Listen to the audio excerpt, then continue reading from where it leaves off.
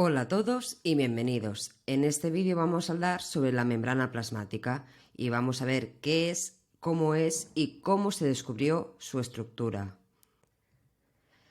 Para empezar, vamos a intentar definir un poco qué es la membrana plasmática. Recordad que se trata de aquella capa o bicapa lipídica que delimita la estructura de la célula y permite dividir el ambiente extracelular del ambiente intracelular, con lo cual, tal y como veis en esta imagen, nos permite generar una barrera y consolidar la estructura periférica de la célula.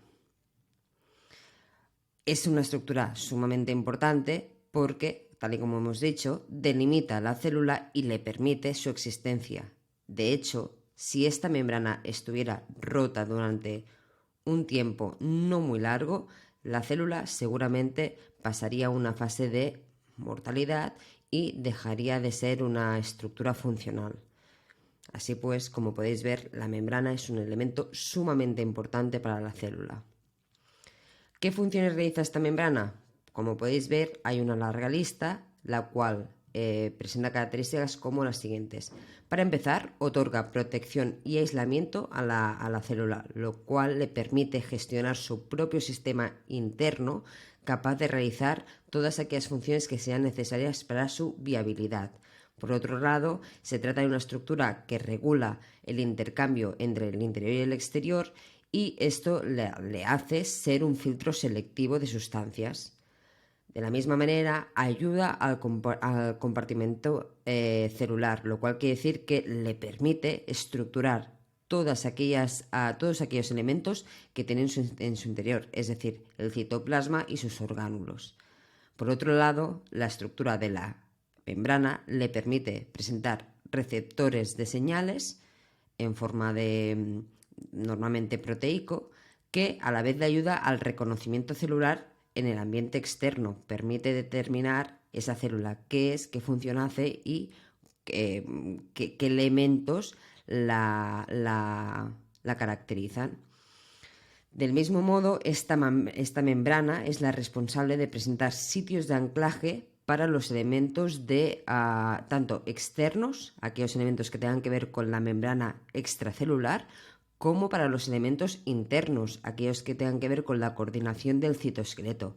Recordar que el citoesqueleto sería el esqueleto de la célula y que son estructuras que le permiten reorganizar su espacio interno con tal de que pueda realizar una variabilidad de funciones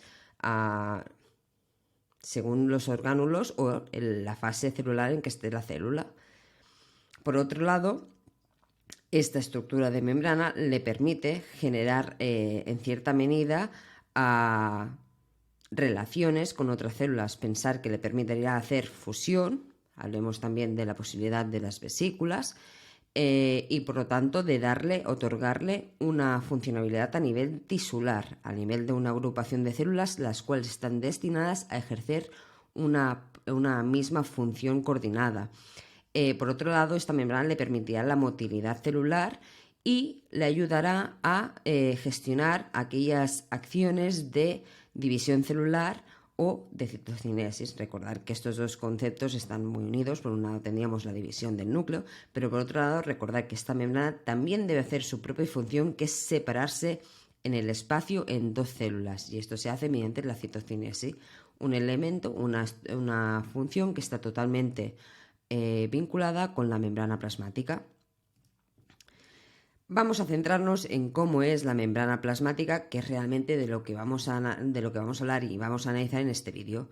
La composición de la membrana plasmática se basa en una estructura lipídica formada por fosfolípidos, que es seguramente la estructura que más clara tenéis en vuestra mente sobre la membrana, pero también tenemos que recordar que existen los esteroles. El colesterol es un elemento que encontramos intercalado entre los fosfolípidos, y por otro lado no debemos olvidarnos de los glucolípidos, que sean aquellos lípidos que tengan asociados en su estructura, sobre todo extracelular, a alguna molécula de carácter azúcar, de carácter lúcido. Por otro lado, tendremos los componentes de las proteínas. Recordar que estas proteínas pueden ser muy distintas. Pueden haber proteínas que sean integrales, es decir, que ocupen la totalidad de la membrana, es decir, que sean transmembranales. Esas proteínas, recordar que seguramente os suenan porque ejercen funciones de canales de paso, pero también pueden haber proteínas periféricas, tanto en el lado extracelular como en el lado intracelular. Y por supuesto, así como en los lípidos podía haber una asociación con los lúcidos, en el caso de la proteína también es posible, con lo cual también veremos las glucoproteínas. Por supuesto que hemos estado hablando en ambos casos de la presencia de glúcidos, con lo cual también vamos a resaltarlos como un tercer componente básico de la membrana, y fijaros que ya hemos hablado de ellos. Tenemos los glucolípidos y los glucoproteínas. Simplemente son glúcidos que se asocian tanto a lípidos como proteínas y que sobre todo su función es generar la estructura del glucocálix. La veremos al final del vídeo, pero ya avanzo que se trata de una estructura que sobre todo hace una función de protección. Añade una capa más a la estructura de la membrana plasmática, le da un espesor mayor, con lo cual le va a repercutir a la hora de tener un poquito más de barrera protectora en el espacio. Sin embargo, todo esto así a priori suena muy sencillo, pero realmente ¿cómo se descubrió la composición y la estructura de la membrana plasmática? ¿Te animas a verlo? Pues aquí tendríamos una línea del tiempo que nos permite ver en qué momento se consiguió saber cada uno de los componentes o cada una de las estructuras tridimensionales de la membrana plasmática. Como podéis ver, ha habido la participación de varios investigadores, y seguro que por el camino hay algunos más, pero que los más resaltados han sido estos que vemos nombrados en la pantalla.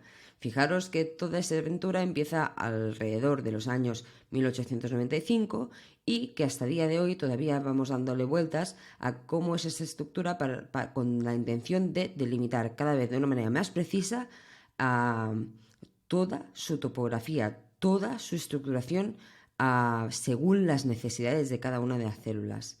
Vamos a verlo poco a poco y veréis cómo cobra sentido y cómo la mente humana va haciéndose preguntas y va encontrando las respuestas. Vamos a localizarlos en un ambiente en que no se sabía absolutamente nada. Se intuía, se entendía que había una estructura que limitaba el contorno de la célula, pero no se sabía nada. La primera persona que nos hizo una primera presunción, una primera idea de cómo podía ser esta membrana fue Overton en 1895. En su caso, su primer planteamiento fue delimitarnos a que esta estructura debía ser de naturaleza lipídica. Pero ¿cómo lo supo Overton que serían lípidos y que no eran glúcidos o que no eran proteínas? ¿Cómo llegó a saber que se trataban de esas estructuras? Fijaros que fue a través de su condicionamiento y su comportamiento físico-químico. Lo vamos a ver a continuación. Lo que analizaba Overton era las capacidades de los diferentes materiales o diferentes sustancias en la reacción plasmolítica de las células. ¿Vale? Lo que hacía era revisar cómo había el movimiento de ciertas moléculas alrededor de las células vegetales. Fijaros que su presunción fue que la membrana debería estar hecha de sustancias lipídicas, puesto que vio que aquellas sustancias que eran más afines eran más liposolubles, que eran más afines a estar en contacto con las moléculas de procedencia lipídica, tenían más facilidad para penetrar en las células, con lo cual vio que no se trataba de una estructura o de una estructura o de una molécula afín al agua, sino que era afín a los lípidos. Todo esto, como hemos dicho, se lo consiguió saber porque este investigador analizaba la acción plasmolítica de la membrana celular. Fijaros que él trabajaba en células vegetales. Aquí en ese esquema de su experimento lo podemos ver. Lo que hacía Overton era colocar estas células vegetales de manera aislada en una situación o una solución isotónica o hipotónica. Veremos en la siguiente diapositiva qué quiere decir estos conceptos, tienen que ver con la osmosis, pero bueno, lo que hacía él era situarlo en una situación isotónica o hipotónica. Luego aplicaba a la solución hipertónica con la sustancia que estaba analizando, con la sustancia que en aquel momento era de interés. Overton examinó muchísimas sustancias de distintas naturalezas y vio que aquellas que generaban mayor condicionamiento, que generaban mayor respuesta a la célula, eran aquellas que venían de una naturaleza lipídica, ¿vale? Fijaros que lo que hacía era generar esta solución hipertónica con la intención de observar la plasmólisis, que es esta reducción de la célula de la membrana plasmática a fin de compensarse con la solución que está rodeando la célula, y este grado de plasmólisis era mayor cuanto más impermeable era la membrana a la solución que la rodeaba.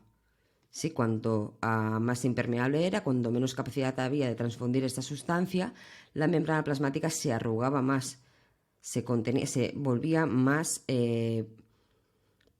arrugada, más pequeña, para compensar con la solución. Mientras que si era una sustancia que le era permeable a la membrana plasmática, esta se encogía menos. ¿Sí? De esta manera, él pudo deducir que esta envoltura de la membrana de la célula, es decir, la membrana plasmática, debía ser de origen lipídico. A lo mejor he estado hablando un poco en chino, pero aquí tenéis el esquema típico de la osmosis. Recordad que la osmosis es aquella tendencia de equilibrar a las soluciones según su concentración de solutos. Recordad que tenemos disoluciones isotónicas, las cuales están equilibradas, que tenemos disoluciones hipertónicas en las cuales vemos una disolución mucho más concentrada que la otra, y esto tiende a buscar un equilibrio, el cual pasa por enviar agua de la zona menos cargada, con menos presencia de soluto, a la zona con más soluto con el fin de llegar a una situación más o menos isotónica, o que podemos tener una situación hipotónica en la cual hacemos el movimiento a la inversa. Fijaros lo que repercute estas situaciones en la célula. En un medio isotónico, la célula está en equilibrio, con lo cual no tiene que hacer ningún movimiento.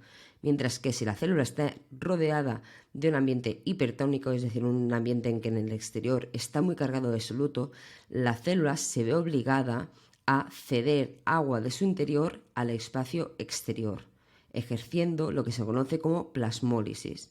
Esta tendencia de la célula a reducirse se reduce evidentemente por la pérdida de agua, el agua que ofrece al espacio externo, con tal de llegar a una situación de equilibrio.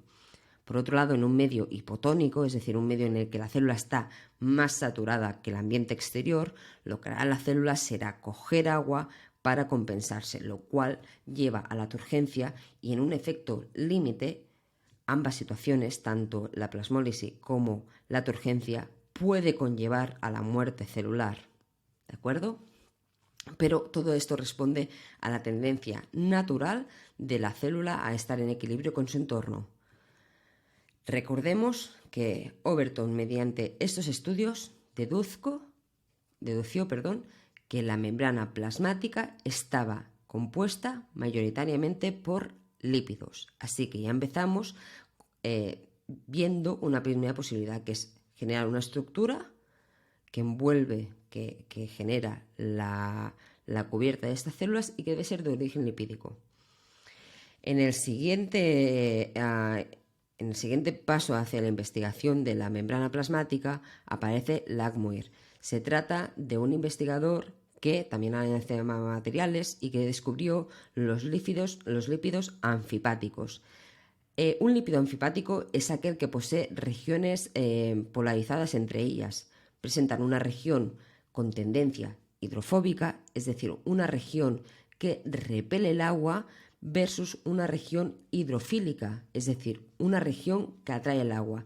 Y esto es muy importante, recordar que el organismo es en un gran porcentaje agua, las células son aguas, con lo cual esta idea del lípido anfipático permitía consolidar una orientación de esta membrana plasmática en el espacio.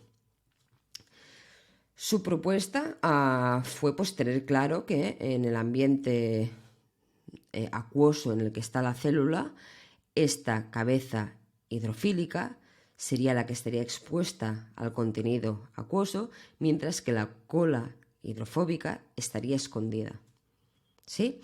Él lo descubrió mediante la exposición de estos lípidos en un entorno, en una superficie de agua, y visualizó cómo habían unos lípidos anfipáticos que adquirían esta colocación tridimensional. Fijaros que la cabeza de estos fosfolípidos anfipáticos, que es la parte hidrófila, es decir, aquella parte que tiene atracción por el agua, se sitúa cerca del agua, mientras que estas colas hidrófobas que repelen al agua, se situaban en el aire, en una ubicación totalmente opuesta a donde está el agua.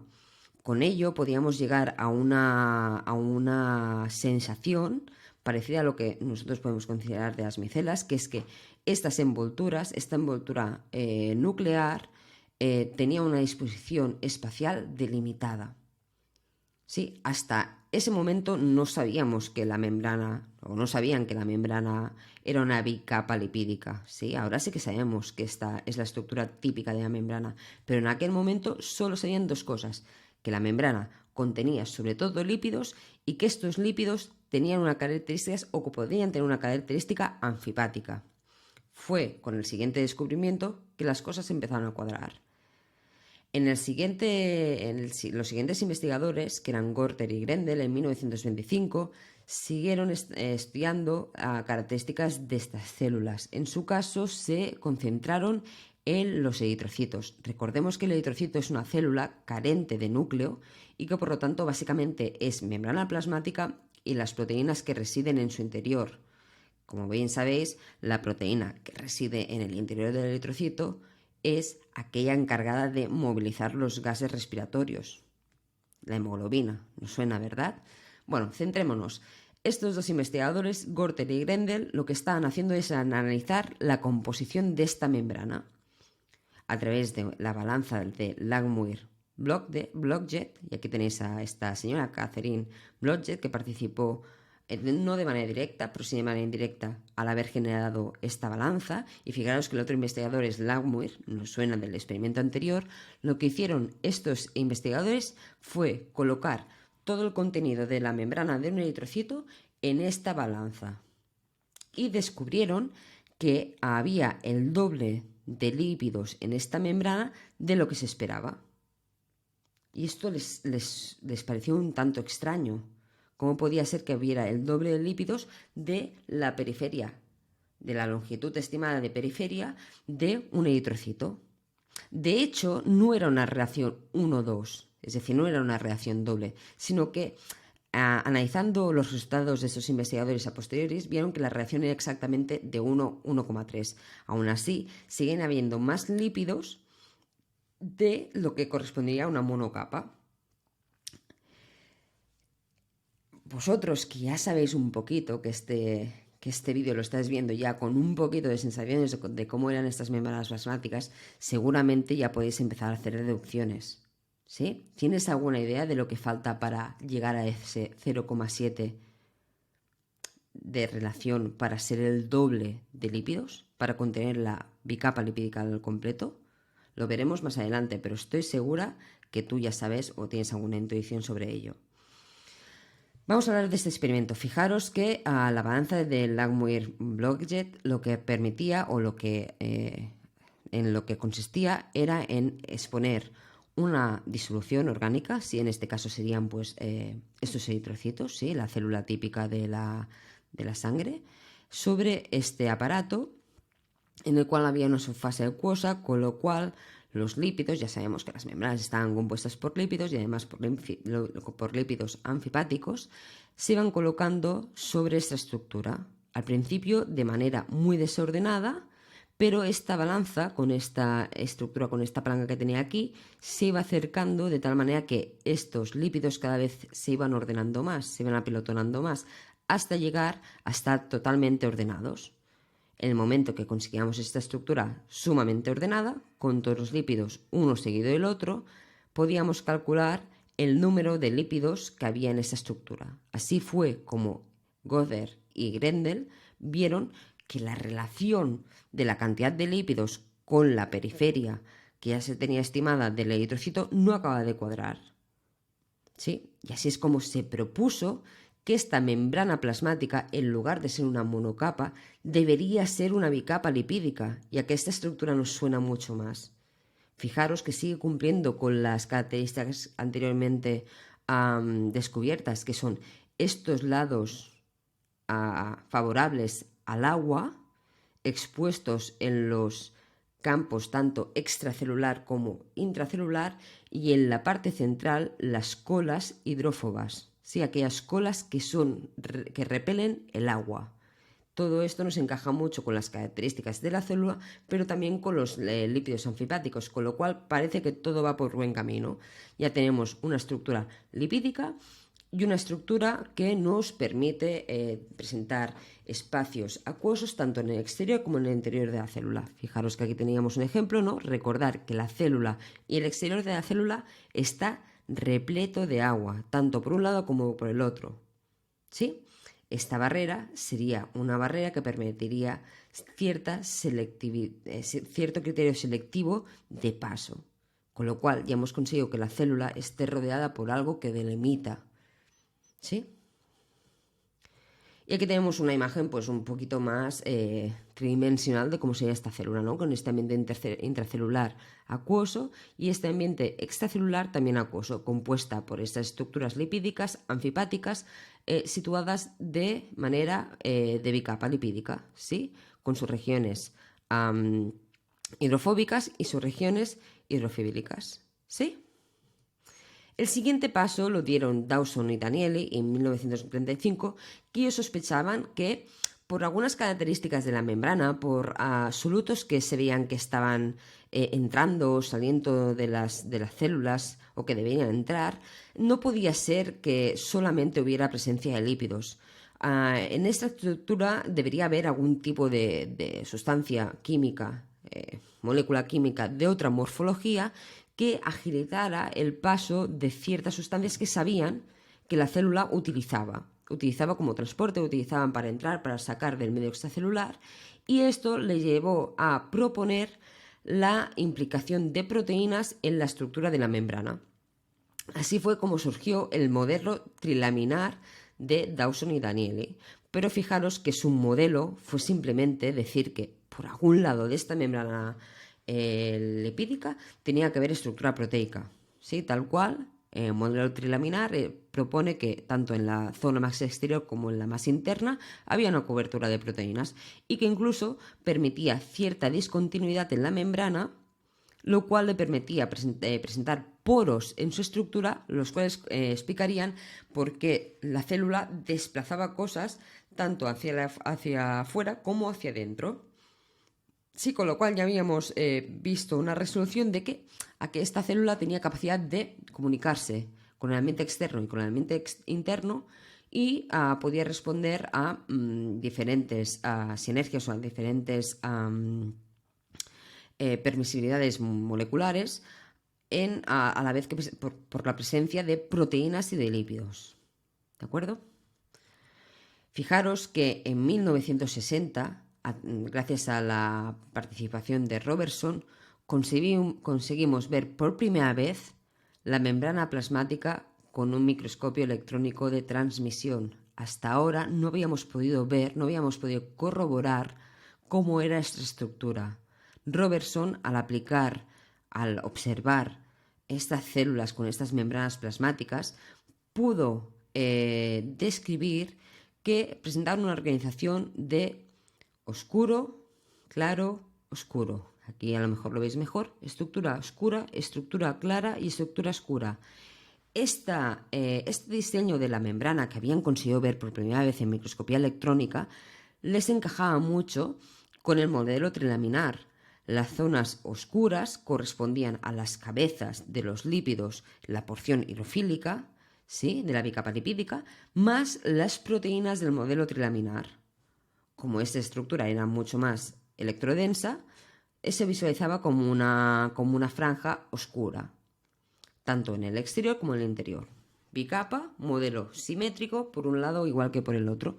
Y la franja blanca se explicaba porque era la región donde estaban las colas de los fosfolípidos, aquellas regiones hidrofóbicas que estaban situadas en un contexto libre de agua. Hasta aquí todo está encajando, ¿sí? Fijaros que la estructura visual nos demostraba esta cobertura, ¿sí?, de zonas oscuras y de zona clara, y que en cierta manera sí que es verdad que se intuía que había zonas donde esta zona más densa no solo se delimitaba la parte externa, ¿vale? Pero ahí aún no llegaremos. Ahí aún, bueno, es igual, ya hemos descubierto que hay una correspondencia de bandas con la estructura que hasta ahora sabemos por nuestros compañeros científicos y nos encaja mucho. Sin embargo, durante este tiempo, entre nuestros amigos Dawson y Danieli y su modelo trilaminar y de Robertson, hubieron otros científicos que iban postulando la posibilidad de que ese modelo trilaminar no tenía por qué ser tan sumamente organizado en forma de sándwich, sino que a lo mejor las proteínas estaban situadas de distintas maneras. En aquellos entonces estaban haciendo distintos postulados.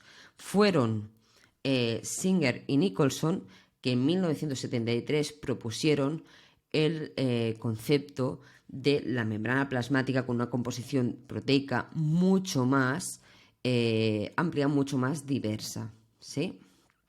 Ellos propusieron el mosaico fluido, en el cual nos hablaban de una estructura básica de bicapa lipídica, en la cual las proteínas tienen un papel también bastante relevante, pero que esas proteínas no eran dentro del modelo trilaminar, sino que estas proteínas se presentaban en diferentes circunstancias. A veces eran transmembranales, a veces solo estaban en la parte citosólica, a veces solo estaban en la parte extracelular, pero que dentro del contexto de la membrana plasmática había la presencia de estas proteínas.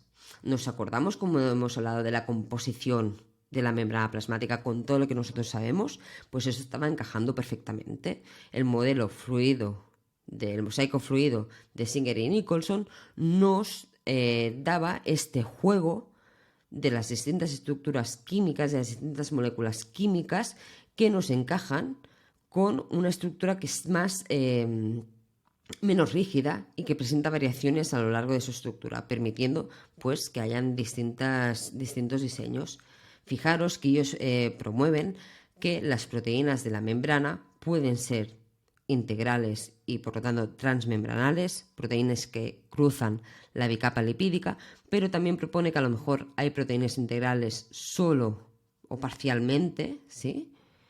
Aquí vemos una proteína parcial en la parte citosólica, y también propone que hay proteínas periféricas de membrana. Fijaros que esta proteína no está en contacto directo con la estructura de la bicapa, pero que sin embargo está totalmente conectada a ella a través del contacto de esta membrana transmembranal, ¿sí? O incluso proteínas que estuvieran ancladas no por su propia estructura dentro de la bicapa, sino por tener cierta asociación con los fosfolípidos de la membrana y así pues poder adoptar muchísimas más estructuras. Fijaros que entonces de esta manera se designaron distintas tipologías de proteínas. Por un lado, las proteínas integrales de membrana, a las cuales se les daba funciones de proteínas de transporte, es decir, configuración de canales, ¿sí? Típico canal que permitía conectar el exterior con el interior y que ya sabemos que existen, o también funciones de receptor. A las proteínas periféricas, ¿sí?, estas proteínas que están en puntos mucho más externos, le puede dar una explicación de soporte estructural, de proteínas enzimáticas, de receptores o incluso de participantes en el glucocálix. ¿sí? Recordad que el glucocálix es una estructura totalmente externa, en la parte externa de la membrana plasmática. Y por último, estas proteínas ancladas a los lípidos pues también pueden tener funciones de receptores, enzimáticas o de adhesión celular. Proteínas que estuvieran dándonos un juego en la relación con otras estructuras también sumamente importantes para la conjunción del tejido o estructura compleja celular. ¿De acuerdo? De esta manera, a través del mosaico fluido, se determinaba que las proteínas eran una vía de comunicación entre el interior y el exterior celular, generando canales hidrofílicos, por ejemplo, o elementos transportadores sin más, o que también podían tener funciones como receptores, enzimáticos o de unión con otras estructuras de la complejidad tisular y celular.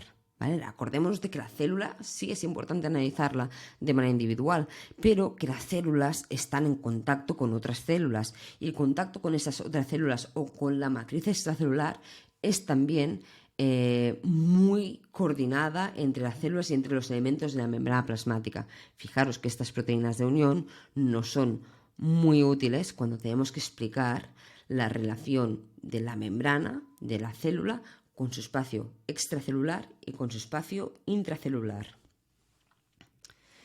Por otro lado, también se insinuó que en este mosaico fluido no solamente las proteínas tenían cierta movilidad o cierta presencia en distintos modelos, sino que los propios fosfolípidos también presentaban algún juego en el componente tridimensional. Y se vio que esos fosfolípidos tenían distintos tipos de movimientos.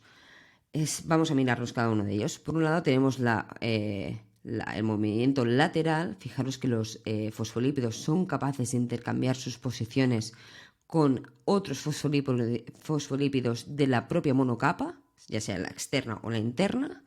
¿Vale? Otra posibilidad es que ejerzan movimientos de flexión, es decir, cuando sus colas hidrofóbicas generan distintos ángulos de apertura o de juntarse entre ellas, ¿vale? Este movimiento sería el de flexión, la movilización de las colas hidrofóbicas. También vemos que los fosfolípidos pueden tener movimientos de rotación, es decir, girar sobre ellos mismos, o aunque estos movimientos sean muy poco comunes, también habría el movimiento de flip-flop, que es el desplazamiento de un fosfolípido de la capa externa a la capa interna y viceversa. No sería un movimiento muy común, pero es posible y se ha observado.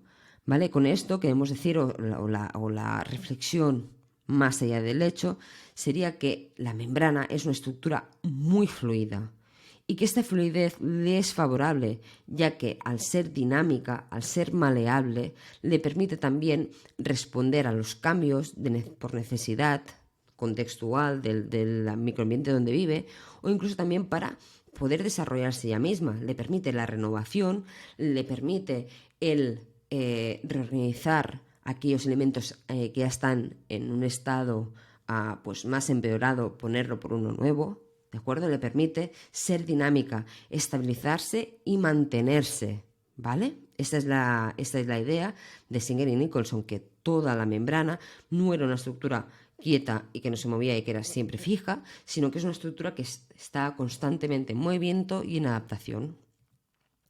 Y aquí veis algunos ejemplos de por qué la membrana necesita ser dinámica y ser maleable. Fijaros que no vamos a entrar en detalles, pero fijaros la cantidad de sustancias o estructuras espaciales que pueden estar interviniendo con la membrana y cómo requieren de cierta movilidad y de cierta adaptación.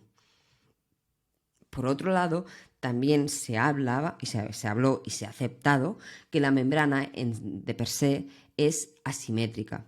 Y esto se sabe porque no tienen los mismos tipos de fosfolípidos en la región externa que en la región interna. ¿Sí? Fijaros que aquí estamos representando una membrana plasmática, aquí estaríamos en la región externa. Fijaros que porque vemos sustancias glucosas, ¿sí? Sustancias lúcidas, quiero decir, que sabemos que esto solo pasa en el ambiente extracelular, mientras que aquí estamos en la monocapa, por decirlo de alguna manera, citosólica, la interna. Y fijaros que aquí nos están representando la membrana del retículo endoplasmático, es decir, de un orgánulo que es interno a la célula. Fijaros que coincide bastante con cómo es la monocapa citosólica de la membrana plasmática. La diferencia es simplemente la naturalidad de estos fosfolípidos. Fijaos que aquí tenemos distintos fosfolípidos que podemos distinguir por su color, y fijaros como en la zona externa tendemos a ver esta esfingomilina y este fosfatidilcolina, mientras que en la membrana interna vemos sobre todo el fosfatidiletoanolamina y el fosfatidilserina, ¿sí? Aparte que también vemos el fosfatidilcolina, pero fijaros cómo tiene una estructura asimétrica si es de la parte externa que si es de la parte interna. Aquí tenemos simplemente las estructuras químicas, la representación química de estos diferentes fosfolípidos para que los conozcáis, para que podáis echar un vistazo y ver cómo son.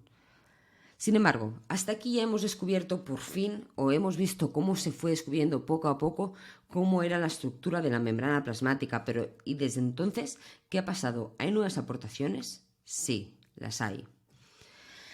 Las nuevas aportaciones de nuestros estudios nos indican que más que fluidez, la membrana lo que tiene es heterogeneidad, es decir, presenta como subzonas especializadas en dar respuesta a distintas necesidades de la célula.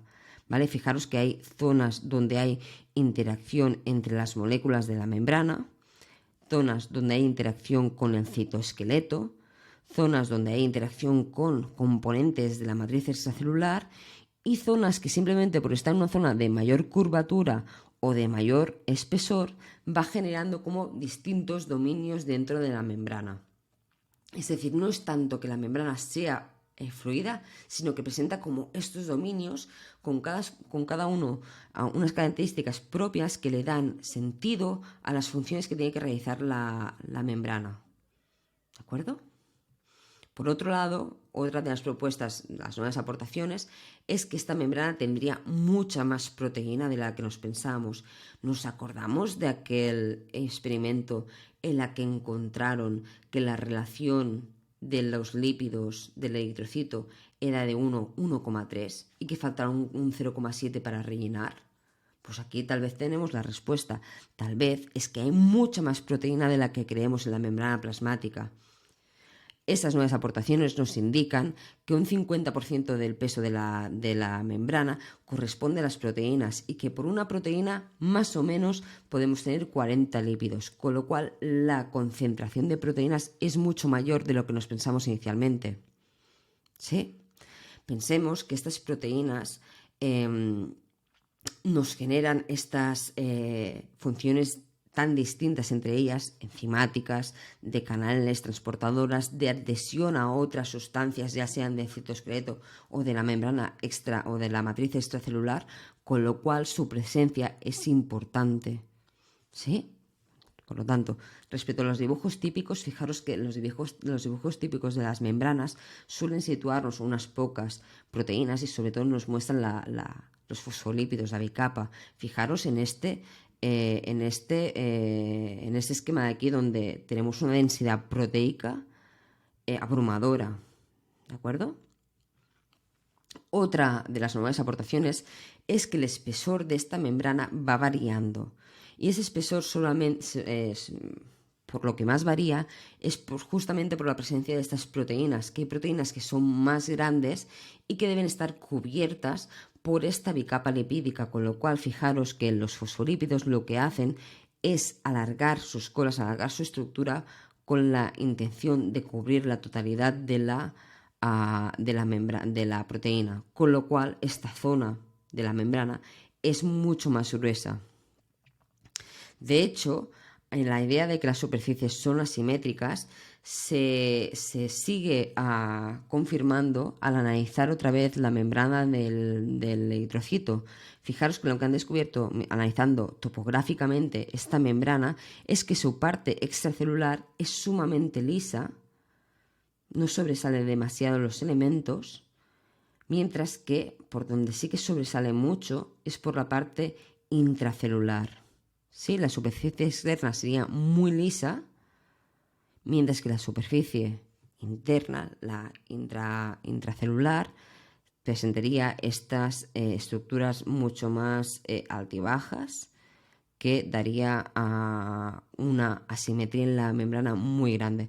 También fijaros que en esta imagen nos muestra que por la parte externa, por la parte extracelular, el grosor de la membrana podría ser de unos 4 nanómetros, mientras que por la parte interna podría llegar a ser de 12 nanómetros, dando una totalidad de 12 más 4 más 4, incluso a 20 nanómetros de grosor de la membrana plasmática.